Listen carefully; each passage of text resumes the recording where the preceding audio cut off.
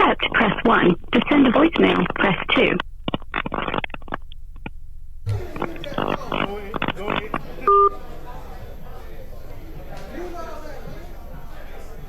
Huh?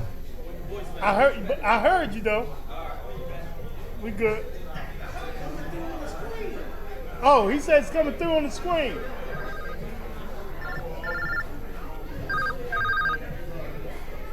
I got you though. He said it's coming through on the screen. Can you mute your mic, please?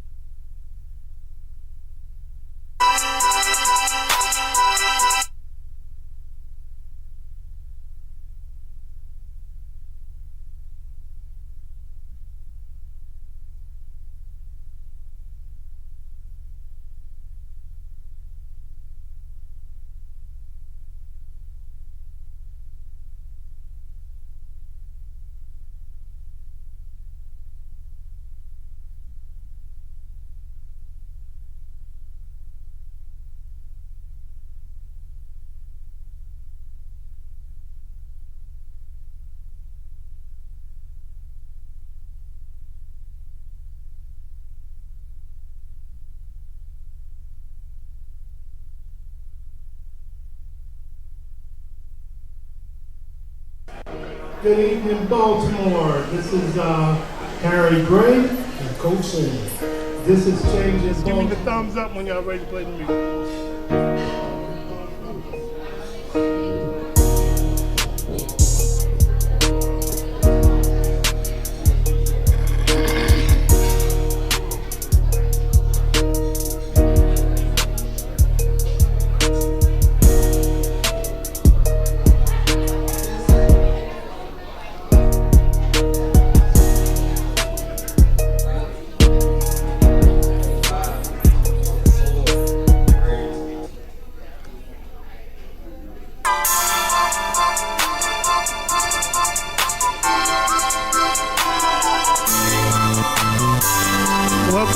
Welcome back, Baltimore.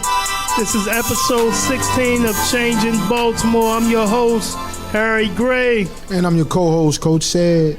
And we are Changing Baltimore, man. We want to get right on into it this evening. I want to thank everybody that's tuning in to us, everybody that's here tonight for this show, man. Great, exciting show for us tonight. As you can see, I got some balloons behind me. Today is my birthday. It's the 50th birthday. So I definitely feel old.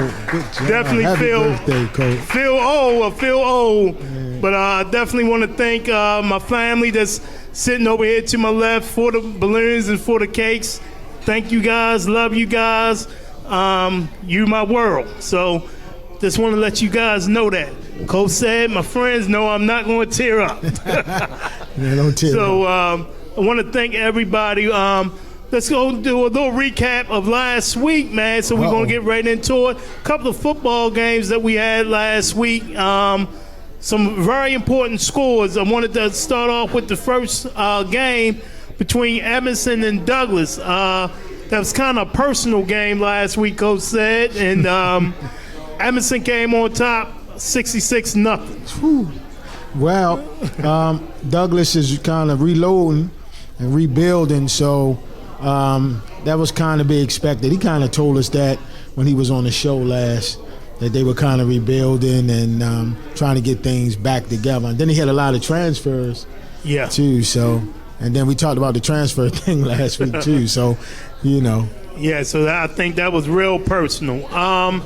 The next game was game of the week for Changing Baltimore. Lake Clifton versus Mervo. Mervo came on top 32-14. Got some Mustangs in the house. Mustangs are everywhere, I tell you, man. Again, at the game, and for the first quarter, and going into the midway through the second quarter, the game was kind of closer. And then I guess, the Mustangs woke up and, pretty much put it in fifth gear.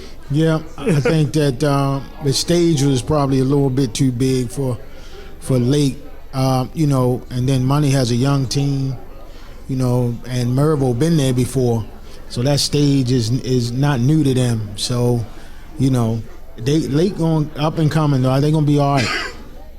Yeah, definitely. The next game was Carver and Poly, and this was the upset of the week. Carver defeated Poly 14-12. 14-6. That was a surprise. Carver is now 2-1 on the season, and it dropped Poly to 1-2 on the season.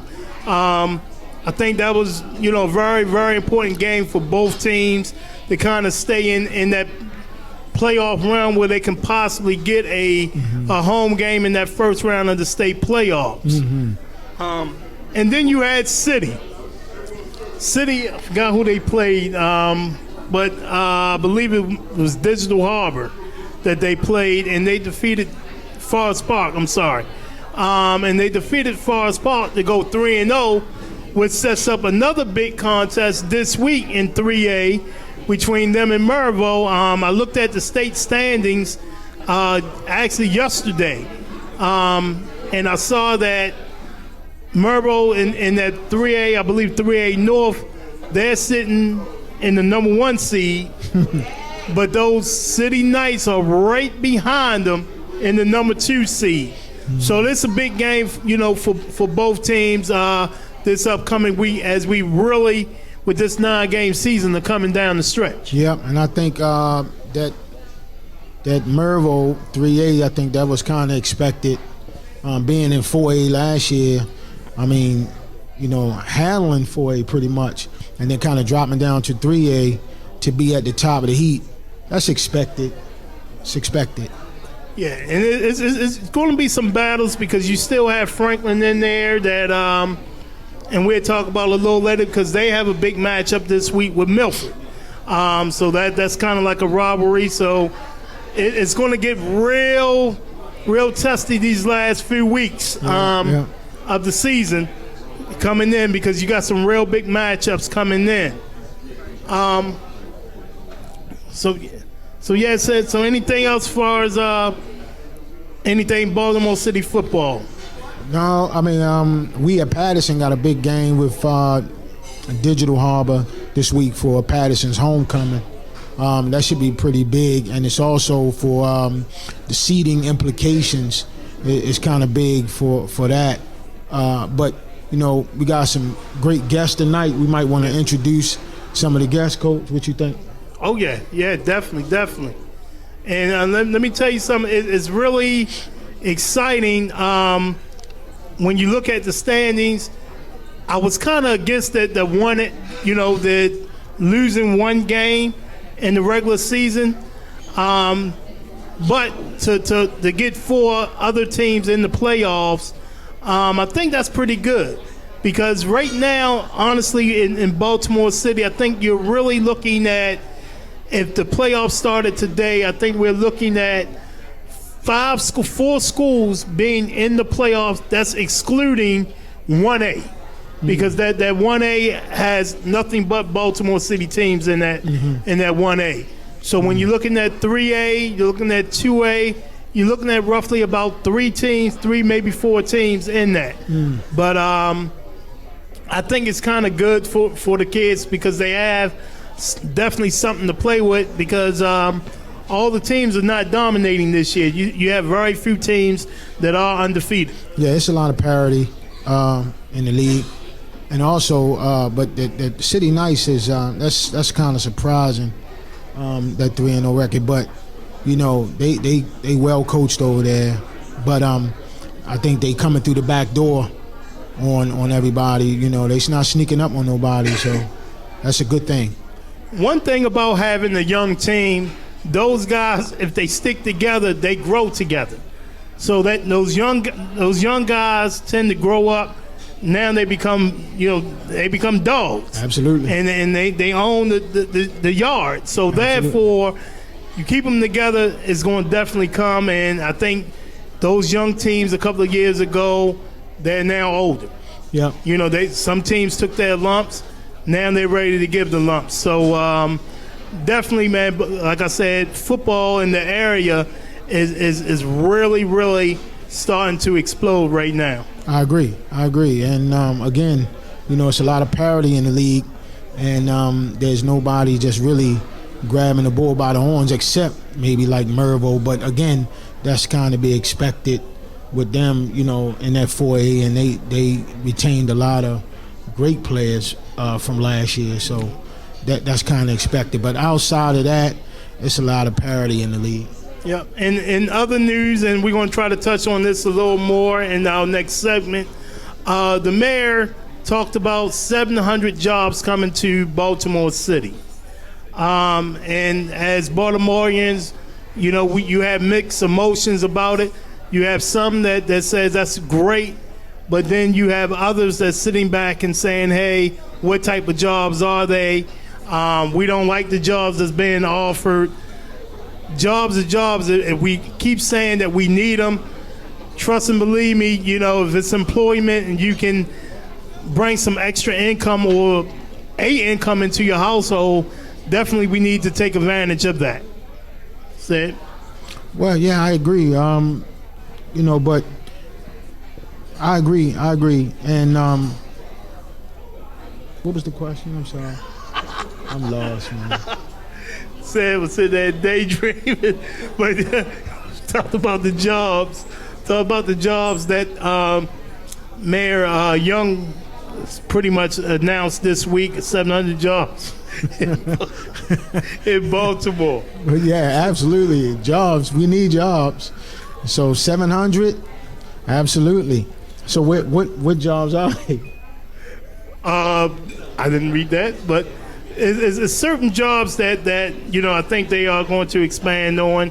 I think it's dealing some with the private sector, but we'll definitely read up on that a little bit more. All right, so tonight, let me give you the guest lineup tonight, man. We have, Mr. Gary Crum coming on right after we take the break. We have the coach and player of the week from Changing Baltimore, and we have Coach Reggie White from Milford Mill High School. So we'll be back in roughly about 30 seconds with our first guest.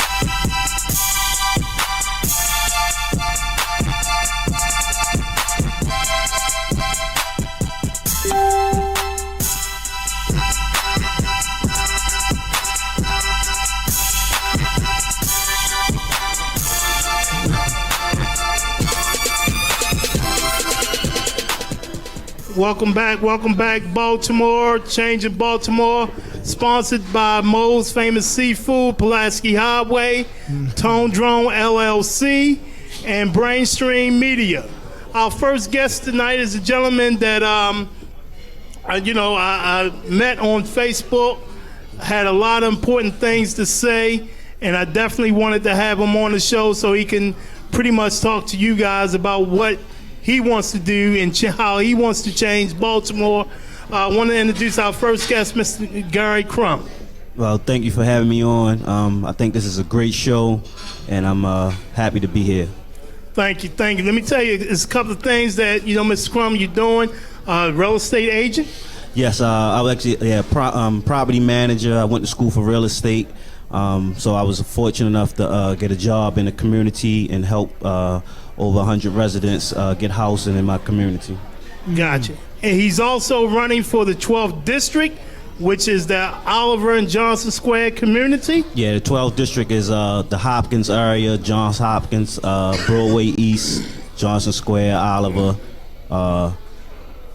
those neighborhoods, and all the way up to Goucher also as well. Yep. So before we, get into the run of, that 12th district, let's clear up a little bit about the 700 jobs. Yeah. The initiative. So tell us a little more about that. Yeah. So the 700 jobs is an initiative through McDonald's for the young people, and they're going to have 700 positions opening through Baltimore City through McDonald's. So that's what the 700 jobs are for. Okay. So when we talk about kids not having anything, when we talk about things not being out there for our youth, this is an opportunity. So we can't sit back anymore and say, hey, there's nothing for our kids to do. No, well, I'm glad we kind of cleared it up because I was lost earlier. but the McDonald's initiative, that's a great move by McDonald's. So explain it. It's going through McDonald's through Baltimore City. Am I correct? So Baltimore City is basically kind of partnering with all the McDonald's and maybe I think they're going to help with resources and getting the word out and maybe even some funding. I'm thinking to be able to get these young people jobs, these 700 jobs, which is much definitely needed in our communities and cities throughout Baltimore. Absolutely, man. There's going to be manager positions, cashiers. Absolutely, it's going to have every position. Yeah, real big. Yeah. So let's get into it while you're here. I saw that you ran in 2016. Yes. For the 12th district. You came in third. First time ever running, coming in third place, yes. And a lot of people, only know the incumbents. They only know the faces that they know. Mm-hmm. Robert Stokes, who won that year, had 2,273 votes. You had 1,229 votes. Yeah, I had 18% of the vote. He won with about 33%, something like that, and then the second place person had about 30%. Yep. So it was a close race all the way up to the last day of voting. We had a kind of the turnout wasn't so bad. It can be better. One of the issues we have in our city is voter education. We gotta continue to teach our kids and our older folks as well how important voting is and to educate yourself on who's running in those districts, so you can know who you're voting for. And like you said, a lot of times our city we vote for incumbents because of name recognition. Where a lot of times that don't mean that things are getting done in your neighborhood, and that's one of the issues in the 12th district is a lot of stuff is not getting getting done right, and you just got a lot of young people that has now grown up saying that enough is enough. It's time to probably try to do something different. So if y'all don't know, in 2016 was the first time in 30 years that City Hall had a turnover. So that means prior to 2016, people has been in that same seat going on my whole life, and I'm 37 years old. So that's the type of stuff that we got to start to change. It's time for new blood in City Hall. Absolutely. Yeah. So when we voting for Gary Crum, what are we getting? What are you running on? What do you see is the change that we need in Baltimore City and in that 12th district? Well, every community has their own different problems. But me coming from the 12th district, let me say this. Baltimore is two cities, as we know, right? We have the urban part of the city, and then we have the Fells Points, the Harbor, East, and those parts of the city. Yeah. So a lot of times the urban neighborhoods are getting neglected from funding and changing those neighborhoods, where we're trying to make the outside of Baltimore look good and work on the inside of Baltimore last. So with me, I'm actually doing the work in the community before I get in office. Like, if it's fighting to get a basketball court done so we can have resources there for our young folks, if it's fighting to work with the criminals, ex-offenders coming home, trying to get jobs, connecting them to resources, making sure they don't go back to the same situation they got of. If it's fighting to get a playground built in my neighborhood because we didn't have adequate playground in our neighborhood. So these are the type of things I'm doing now before I even go into city council. So I'll be able to show that stuff can get done without being a city councilman, but we're not going to sit back and allow the people that cause themselves our representatives not to do their job. So you did do a anti-bullying charity basketball game. Yes, we did. Let's talk a little bit about that. Yeah, so every year we do a Stop the Violence basketball tournament, and every year we try to do something different. Last year we had Philadelphia, some kids from Philly come down to Baltimore and play against our guys from the city, and we had just free food, free giveaways. This year we had resources, so we wanted to connect basketball and resources together, where we know if we get a certain amount of people out and we get the resources they need, whether it's mental health, if it's housing, if it's just anything that's dealing with what's going on in the city, as far as a lot of times we have food deserts in our neighborhood, so we have people that may be selling fruit and vegetables and things of that nature. So we wanted to bring that together and with the people in the neighborhood to give them resources so they can use those resources. And one of the things that you did say was you want to try to set up some initiatives and some things for people that have been incarcerated that's getting out. Yes. I think that's one of the biggest problems why we go back. Yes. Because we're in there, we come home and say, okay, I want to change my life, but how can I change it without resources, or how can I change it without income? Right, and if you look across the country right now, a lot of people are doing criminal justice reform. And actually, I think in Pennsylvania, they're tackling the probation part of it, whereas though young men who's coming home have this supervised probation, and it's hindering them from going to work because now they got to go see their supervisor, and they might lose their job and stuff. So here in the city, we have to start to get on those same type of things and start to try to deal with the reform. I think Marilyn Mosby did kind of start an initiative with the marijuana, not prosecuting marijuana, and I think that was a good thing, because you got these people that's now getting rich off of marijuana now, that's selling dispensaries and things of that nature. Waste of time, I think that was a good initiative. But yeah, we gotta. The day you get out of jail is the day you're supposed to have service, and when you come home and you don't have those services, it's more easier for you to go back into the streets because you're lost. So we have to make sure that we are giving resources to these guys. One of my main issues with our city right now is that we keep giving the police $500 million almost every year, where I don't think that's being financially responsible, because we should be able to spread that money out across the lane, whereas though we're giving it to the youth, we're giving it to young men that's coming home, we're giving it to a certain amount of people so we can have those resources covered for everybody. But now we're dealing with the squeezy boys, but they looking for private investors to come in to try to help get them jobs and stuff, but we just gave the police $500 million. That doesn't make any sense. Right. So Crump, that's a rough hood, man. So tell me, what do the people want from the district? What do they want? I think the number one thing across all the cities, especially in my district and others, is the violence. We have an epidemic of violence going on across the city, and I always tell myself to remain hopeful, but right now we should be panicking, because every day the violence gets closer and closer to home. And we're still not really addressing the issue, what's going on. And I said, the number one thing is funding.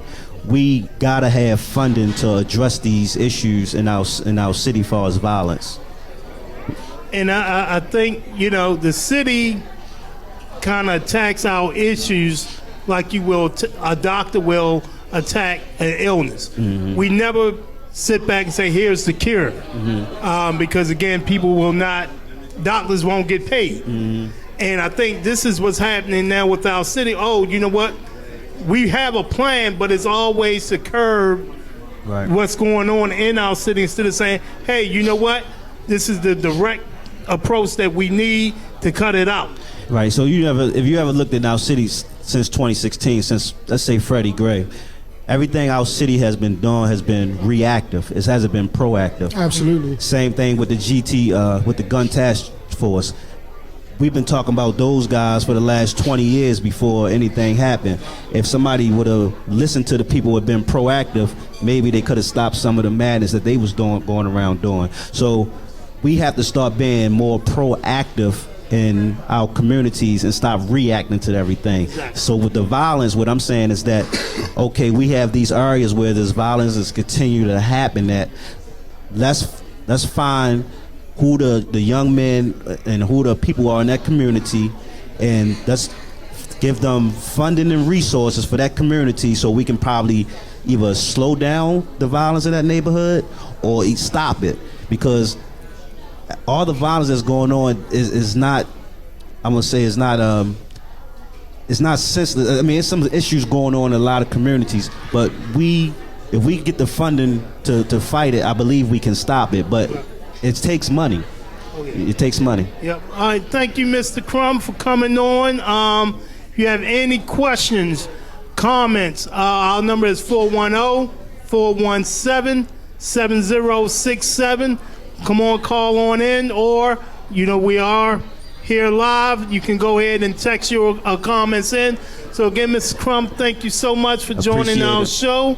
We'd love to have you on again once you win this election in 2020. Yes. Look out for me, Crumford City Council, 12th District. 12th District. So we'll be back. Council. We'll be back in 45 seconds.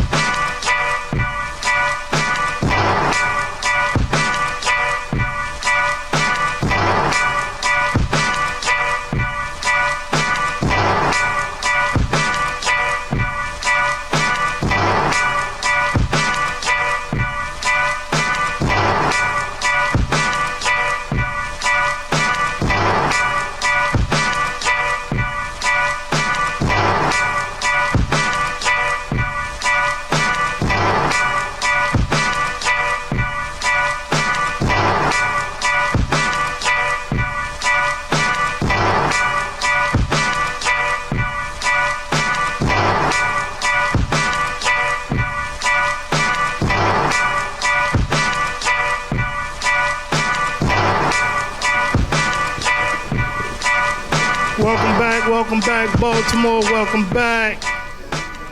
We are sponsored by Moe's Famous Seafood, Tone Drone LLC, and Brainstream Media.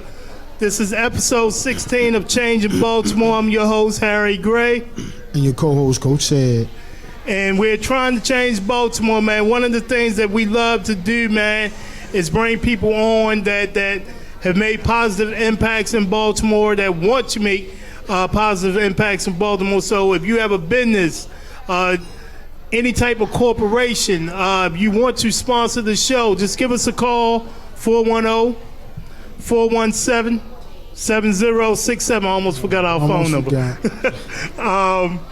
And help us out, because we're trying to change the culture, the thinking, the outlook of Baltimore. And when we first started the show, this was, pretty much strictly Baltimore City, because we wanted to get to these kids that was having the problems. But more and more, as we look on the news, we read, we talk to people, we see that this problem is just not restricted to Baltimore City. It's hitting Baltimore County.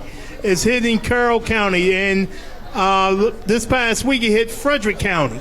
So we're going to try to, reach out to anybody that needs the help, that wants to have a voice, that can change things with our youth and change things with just the culture, period. We're tired of hearing people wanting to move, and we're tired of hearing people wanting to just give up on life. So everybody that we bring here on the show has some type of input, with Baltimore, man, and it's a positive thing. So definitely support us. Our second guest tonight, we're bringing on, man, this is his second time coming on the show. Very young guy who's really starting out as a head coach at a institution that needed some guys, needed some help. This is head coach Trevor Walker from Carver Bears in Baltimore City. Thank you for having me, man. Blessing to be here. Happy birthday to you again, brother. Thank you.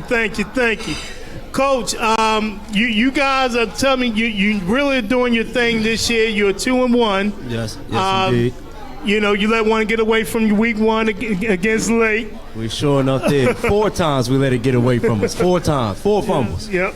So so we haven't really talked about the game. Let's kind of backtrack a little bit and talk a little bit about that game. Well, that game for us, it was a dogfight, which I expected it to be. The first one of the season, it was a tough loss for us. Like I said, we turned the ball over 4 times, but I'll tell you what, I look at it as, we went out there with a number of guys that came out for the first time. My left tackle, he's 6'6", 250, but he's never played football in his life. I got another guy out there who hasn't played football in high school. Mike Thompson ended up fumbling the ball. Jawan Jeffries was our quarterback. He didn't play football last year. He had a mishap. He fumbled the ball the second time with 13 seconds left in the game, but made a tremendous play beforehand and scored for us. So, we're still a young team, still getting acclimated to things, but, we were able to bounce back the next 2 weeks, but, that was a tough one. We could say, anybody at the game would say, well, the refs were making some bad calls for you guys. But, we can't put the game in the refs' hands. So, we take that one. And me and Coach said, we was just talking that, the young guys eventually are going to grow up. Yep. And that's if they want to take the coaching. Sure enough. And it seems like, when you guys were on here for the preview, I said the same thing. Watch out for these guys because they're coming. I saw you in a couple of scrimmages, and now the season is here. You're right there in the thick of the state playoff hunt. Looked at you guys' schedule. Every game, every coach says we take one game at a time, sure one enough. game at a time. Sure enough. And that's what, we have to keep preaching that. Of course. But looking at the schedule as a former coach, I look at the schedule like, we may only have one more tough game on our schedule, but if we play hard enough, that game won't be as tough as we think it is. But you got some games on the schedule that you may say, hey, you know what? We should be good. Yep. I mean, every game's going to be a dogfight, so that's how we're going to approach it. And, I think, with the way the schedule was set up this year, with the guys that actually came in and the young guys actually buying into, what we've been doing, the opportunity is there. But again, if we don't grasp the moment, what's it mean? So we have to, make sure that we do our part to execute and, perfectly, like I said at the beginning, God willing, we will be where we want to be at the end. Yep. So after the loss to Lake Clifton, the 28-18 loss, you came back the next week. You defeated Forest Park 20-8. Yes, sir. And then last week, which probably shocked some people, when you're looking at the schedule, sometimes you say, "Oh, this is a win. That's a win. That's a loss." You guys played Poly. Yes, we did. And you beat those guys 14-6. Yes, indeed. Yep. So that win, I know it's pretty big for the program. Tell me how your kids feel and how you felt after that game. We're blessed to be 2-1. But we know we left a lot on that field in that game. While we were happy to get the win, we were not satisfied by any means with our performance. Offensively, we scored 2 times, and we had the ball about, I believe, 7 times. And so we should have scored. We gave up 6 points on a block punt.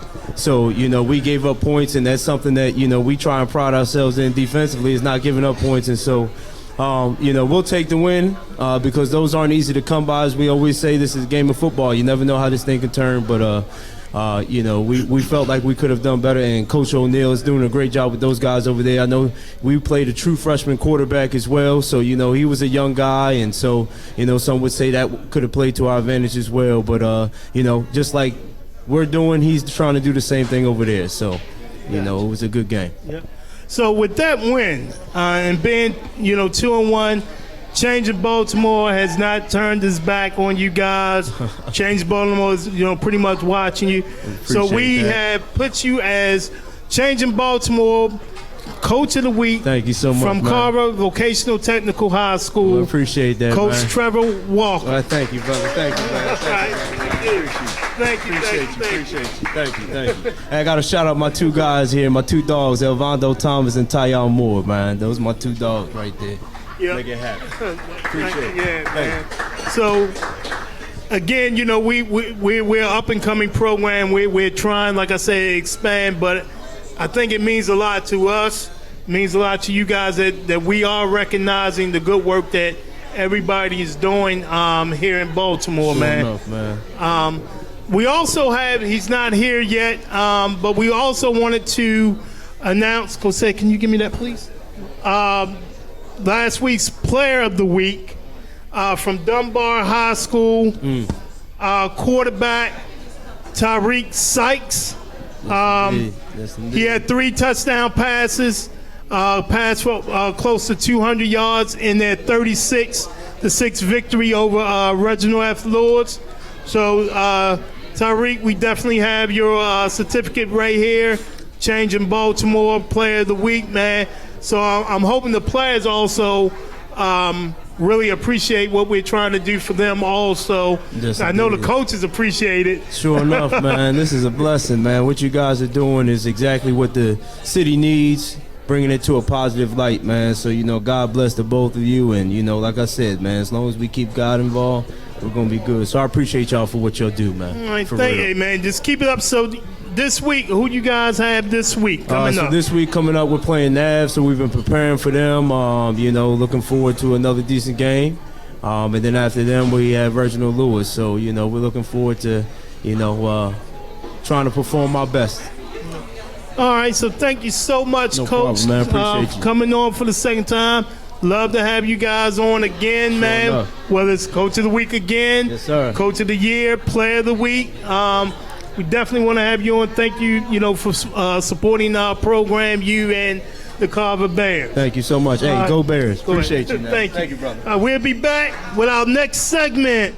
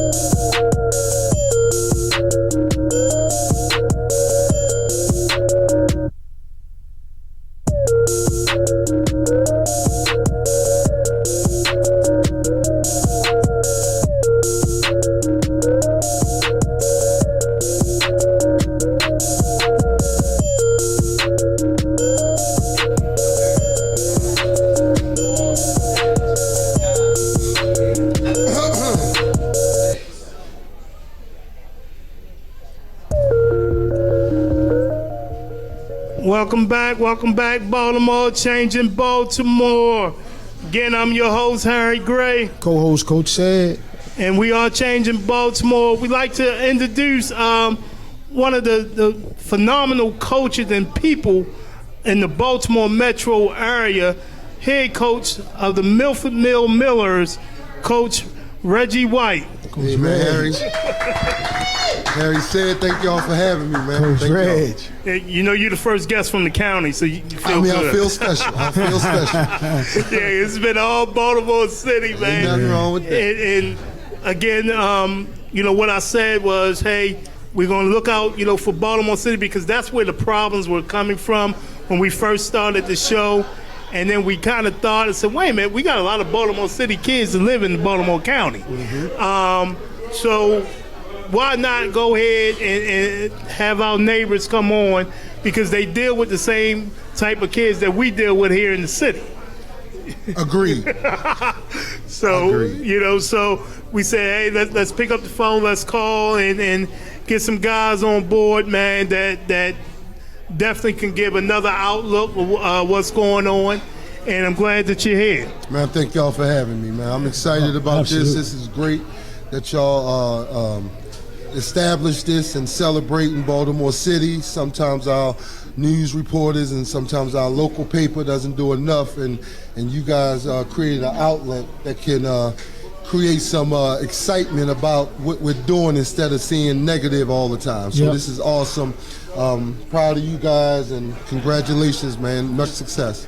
Thanks, Fred. This will happen when you retire and you're not coaching no more. You got to find something to do. Yeah.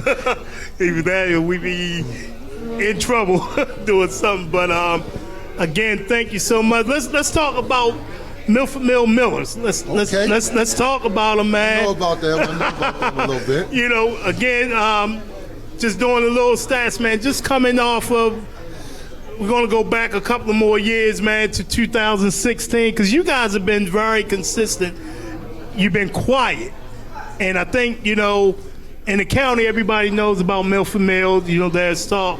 But when you get to the city part, when you get to, people that, I'm going to just go ahead, I'm a homer, and I'm going to, be a Mustang, or I'm going to be a Red Storm, supporter. They don't know what you guys have done over the last few years. So I'm going to tell them. Okay. In 2016, you guys were 9-1, and you lost in the second round to Franklin.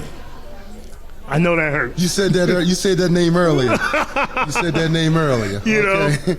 But you bounced back. 2017, you still was 9-1 in the regular season, and you took it all the way to the state championship. And we're going to talk about that game. Because I know that was a heartbreaker, 28-27 loss. Yes. Whatever you want to know, I got the details embedded in my head. So 2018, 9-1. Here you go. Lost to Franklin in the first round of the playoff. 15-12, lost by 3 points. Yeah. So let's go back to 2017 for you guys to reach the pinnacle. I believe the last time you was there when you played for Milford. 87. And to be at the game, to have the lead late in that game. Talk to me, one, what was going through your head as, Lincoln kind of took the lead a little bit. Well, at halftime, they scored a late touchdown right before half. And we were still up comfortable, 19-7. I'm not sure what it was, I think. But I told my guys, I said, they over there game planning just like us. Score 0-0. That regular speech that that Sid knows, that halftime speech, don't look at the score. We got to go back out and compete and all that stuff. And, it's hard for me to be up here and not say what's on my heart, and be political. You got to say it. Be the coach that I want to be and never make excuses. But you got to say it. I got a few calls that I didn't like. I got a few calls that were unheard of. It was a televised game, and I think everybody saw that. I think they had that outcome already determined prior to the game, but it was a great learning experience. And I heard Coach say it before, Coach of the Week. Get it out of the ref's hands, and then there's no problem. So I'll put all that on my shoulders. We know better what to do next time, and we're going to get there again, and I'm going to take care of them kids a little bit better. I'm not going to send them home with no heartbreak. Yeah. And I'm going to tell you, that's one of the only games other than maybe a Merville game that I have watched where I'm sitting at the TV like, no, oh my God. I literally was emotionally attached, to the game, because it was like, hey, someone that I know, someone I respect, those kids out there fighting, those are the local kids. So you definitely, anytime anything is local, you want to see them bring it home. Absolutely. So I was heartbroken with you guys. Yes. But I know when you play the Milford team, like ever since you've been there, Reg, under your regime, they've been awfully physical. I mean, and we trench men. Yes, indeed. So I kind of expect that from your guys. And I was at the game, the championship game, and the pass blocking was just superb. And I even reached out to your O-line coach. Shout out to Coach Greg Hargis, my guy. Oh man, I called him. I think it was like the next day, and I was like, man, it was great line play, man. The pass pro was like perfect. You know what I mean? And but kudos to you guys, man. Y'all, I know you got a big one this week. Yeah, we got a big one this week. As he said, we play that other team, and they come to our place at 6 p.m. on Friday. But all seriousness, so much respect for Coach Burgos and his program over there at Franklin. And it's such a good game because we know them. They know us. I know their plays. They know our plays. And it just comes down to will, who's going to make the least amount of mistakes, and who's going to be able to conquer just the little things. And it's such a good competition, man. He gets great players over there. I feel as though I get great players. So the county's been run between me and him for a long time. And, even though we stepped down to Division 2A and they're still 3A, this is a humongous game in Baltimore County. All right, so again, kind of compare this team to the 2017 team. Where you guys are right now compared to, that same time in 2017. Coach, to be honest, we're in this is, I guess, a shot at my own team. We're not as smart. I think we're better physically, or better, like the team is better, but we're not as smart. And the penalties right now have been hurting us. We had a bunch of penalties against Newtown, a bunch of penalties against Eastern Tech, which are both great programs, but I think we should have clearly won those instead of kind of struggling a little bit and finishing late, even against Hereford as well. But we got to eliminate mistakes, and that's I call them Miller killers, holding calls, offsides, personal fouls, when we're not focused enough to stop, or we're not running our feet enough, Coach said, that we're going to hold and reach, you know what I mean? Absolutely, yeah. Or we're going to jump off sides because we're listening and we're out of shape. And I call all those Miller killers, and they're unacceptable. So we got to get our stuff together this week and see if we can stop being Miller killers. That's very important because, like I said, this is a big game to try to get over that the other team's hump. I know you don't want to say the name, so I won't say him either. But yeah, to kind of get over that hump, because I know they're gearing for you guys. You're gearing for them, man. A great matchup during the season.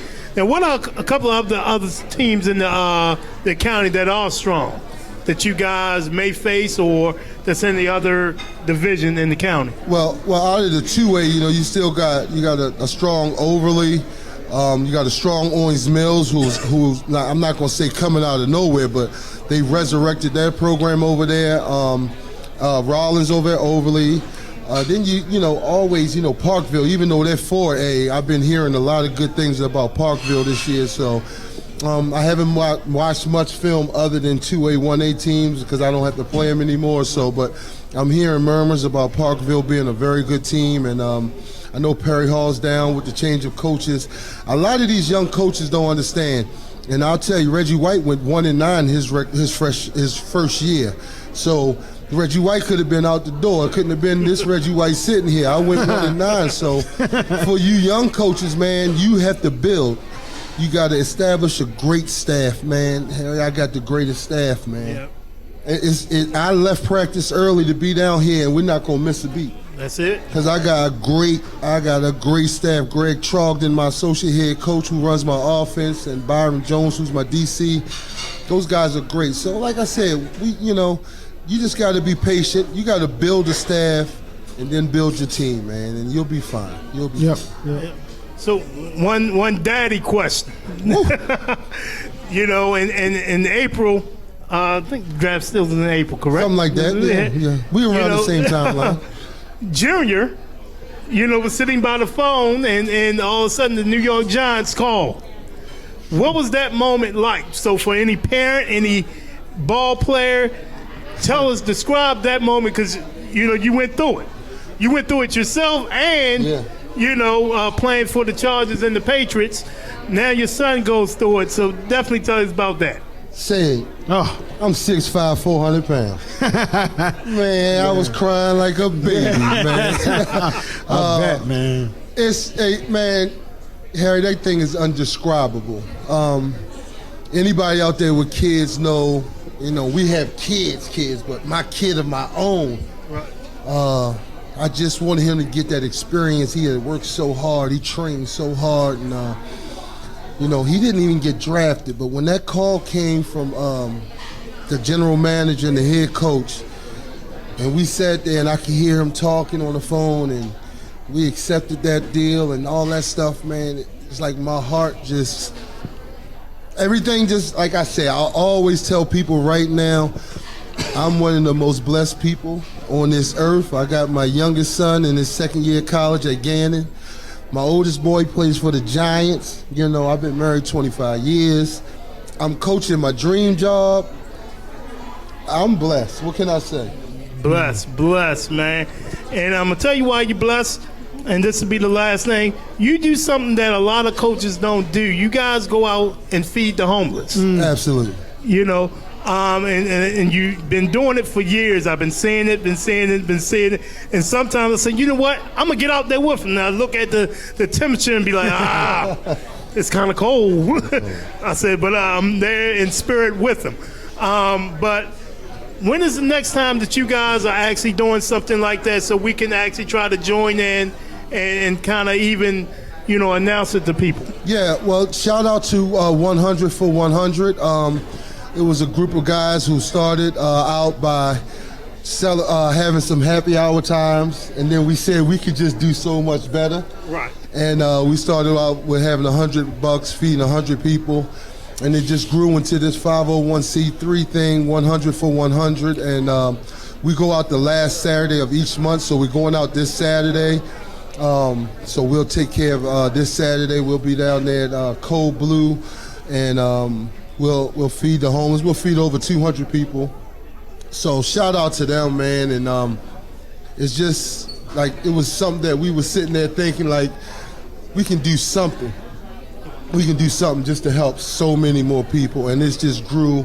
And I appreciate all those guys from 100 for 100. Kyrie Clark is the president, the founder. And shout out to him. So it's all good, man. So thank you so much, Coach White, man. You're one of the reasons, we're doing Changing Baltimore, because you are part of Changing Baltimore. So good luck this week to the Millers. Ready to see you guys in the playoffs to get back to the Naval Academy. So again, man, thank you, and we'll definitely have you on again, man. Yeah, Coach Reggie White from Milford Mill Academy. Thank you, sir. No problem. We'll be right back.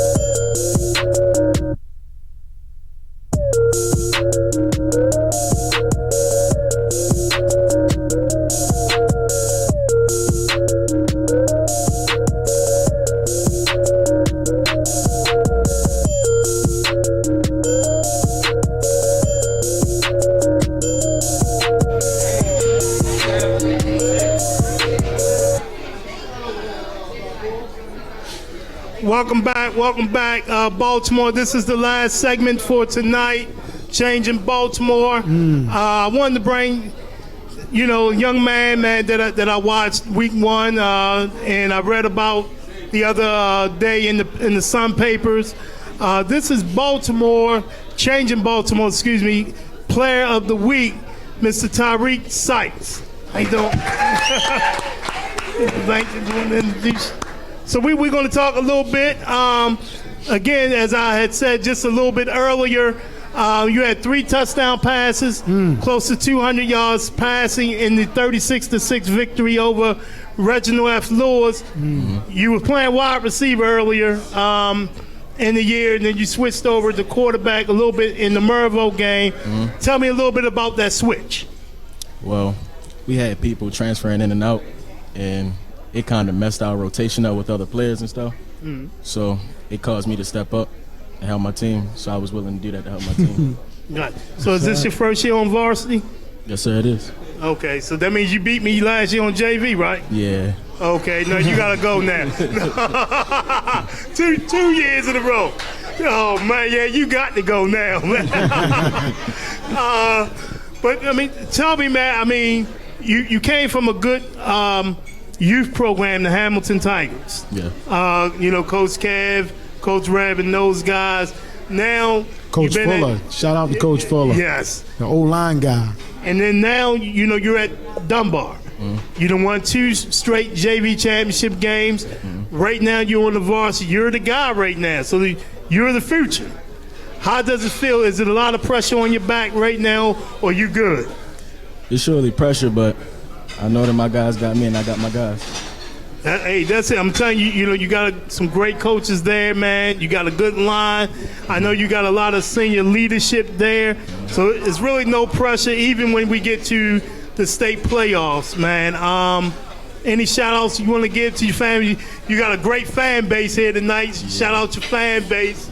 Yeah, I just want to shout out my parents, my family that's here, everybody that's watching, mainly my parents because they always there for me. So even with that 36-6 victory, you have a couple more games down the line, and I know you guys are trying to get the number 1 seed in 2A so you guys can kind of stay home. Tell me how the offense is running through you, and I know through Mr. Harris Cruz. He's a great guy to be behind. I know that he's going to protect me, and with us working together, I know that we can go a long way. But we just got to maintain ourselves, play week to week, nothing else, just stay on a week. That's it. Don't be nervous. It's only 15 million people watching. No, I'm just joking. But thank you, man. Great young man. Continue much success to you. And just keep it going. Keep those grades up. Keep doing what you're doing, man. Mom, them, just keep supporting. Do what you got to do to be great. Don't be good. Be great. Yes, all right. This is it for Changing Baltimore, episode 15. I'm your host, Harry Gray. And co-host, Coach Said. We see you guys next week.